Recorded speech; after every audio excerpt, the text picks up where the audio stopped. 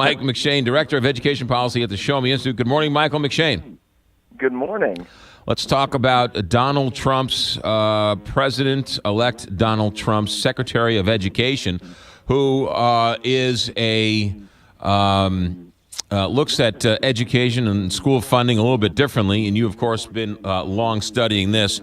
What are your thoughts as you see this, Betsy DeVos? What are your thoughts as you watch this happen? Yeah, I think it's going to be an interesting confirmation hearing tomorrow. Betsy DeVos is a philanthropist. She is a political activist. She's been an education reformer for almost 30 years now.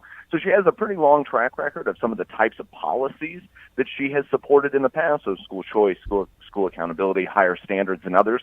But there's still a lot of questions that are out there that sort of say, well, look, you've been all these things, but you've never run a big bureaucracy. You've never run a big organization. We actually don't really know what she thinks about higher education, which is a huge part of what the federal government does in education.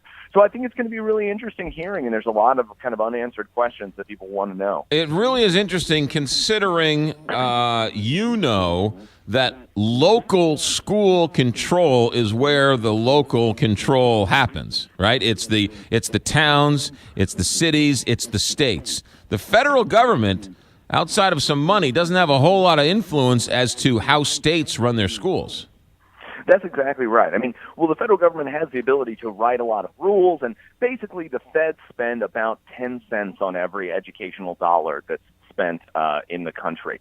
Now, in some ways, the tail is able to wag the dog, and that they're able to, if you remember things like No Child Left Behind and others, they are able to write rules and regulations and others sort of making that 10% of money contingent on following what they want to say. But you're right, and it's an interesting thing because Betsy DeVos is generally a very kind of pro-local education, much more skeptical of the federal government's role in education. So it's interesting to see someone going for a federal post who is skeptical of that office's ability. So again, it's going to be interesting to see how she sort of navigates saying, I want this job, but I probably want the organization that I would run to do less than it does currently.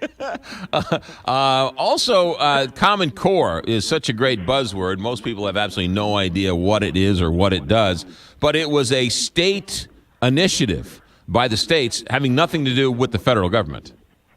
Well, it started with the states, and then with the Race to the Top program and these No Child Left Behind waivers, the Obama administration did kind of put its thumb on the scale trying to incentivize it. They didn't require states, but they incentivized states to do it, and that's where it sort of got into trouble. And that's an interesting thing with Betsy DeVos as well, because some of the organizations that she's been affiliated with in the past, when it was still a sort of state-driven, state-central approach, she was supportive at the time. Now, recently, right after her nomination was released, she said, I'm opposed to the Common Core, and it was this big boondoggle. So I would imagine there will be some questions tomorrow. When did you change your mind? What caused you to change your mind? Did you think it was a good idea? Did you think it was botched in implementation or something like that? So again, that I think will be a point of contention from some of the Republican senators. The Democratic senators will probably be more interested in her views on school choice and the role of the federal government and others. So there's plenty of fodder for everyone. Michael McShane, what are your thoughts as you watch the city of St. Louis schools get reaccredited?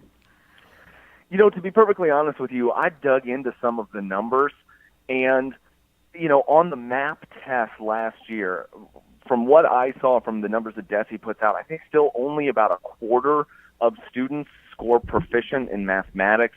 Only about a third do so in reading. So to be perfectly honest with you, I'm intensely skeptical of the reaccreditation of those schools. I hate it. That's the highest sort of bar that we have. And that can still be true when a quarter of the kids do math at grade level and a third of the kids are reading at grade level. Look, I don't deny that progress has been made. You can see how the numbers have changed. But the stickiest thing for St. Louis has been that academic achievement. They've done better around getting kids actually to show up to school every day. They've done a little bit better around the graduation rate. But I care about that academic achievement. And that really hasn't moved a whole lot over the course of the last 3 or 4 years. One more question while I still have you, Michael McShane, because you're always welcome here, and you've always, you study this, you live this, and so you're always a great resource for us.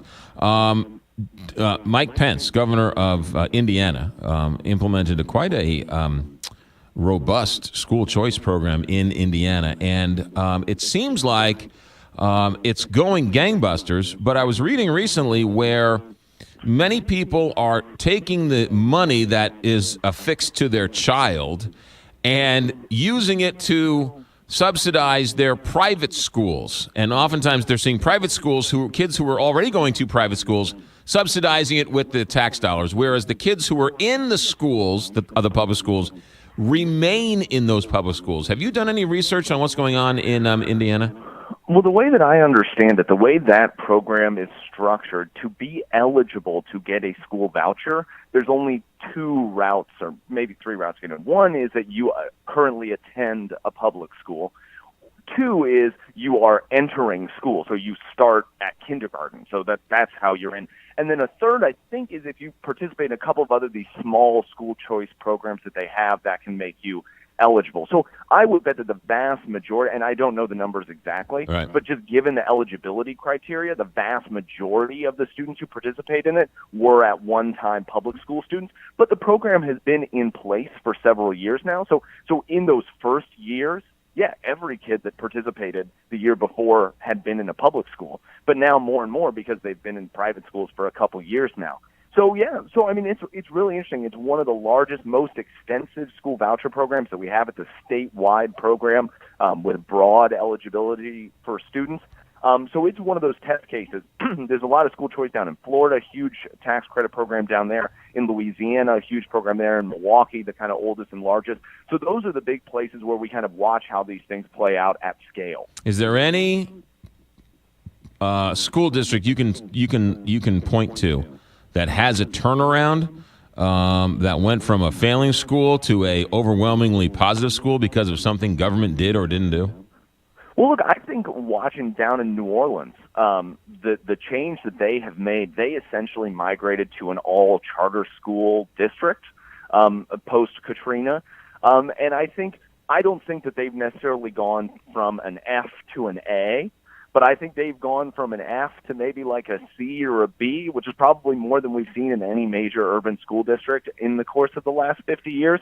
So I think looking at that, I think Washington, D.C. has made some progress as well. They have what they call the sort of three-sector solution. They're doing a lot to reform their traditional public schools. They have a robust charter school sector. They also have a small private school choice program as well, so they're trying to kind of do all hands on deck there.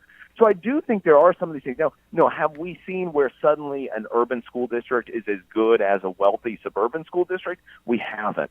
But we have seen some urban school districts make meaningful improvements over the course of the last 10 years. What about Jennings, Riverview Gardens? Because some of the stories coming out of there are hard to believe. No, I mean, it's tough. Yeah. I mean, in terms of the turnaround, that things are getting better at some of those places.